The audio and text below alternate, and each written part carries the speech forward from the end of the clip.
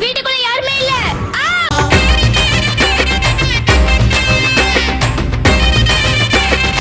ஓடுங்க ஓடுங்க, பூச்சாண்டி ஊருக்குள்ள வந்துகிட்டு இருக்கு, ஓடுங்க. இந்த மாதிரி விஷயம் நல்லா இருக்கு, நாமளும் இப்படியே போட்டுக்கலாமா?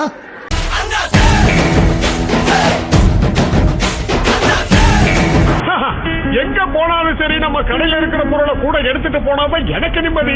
ஆமா அங்கிள், ஆனா எல்லாமே ரொம்ப பெருசா இருக்கே.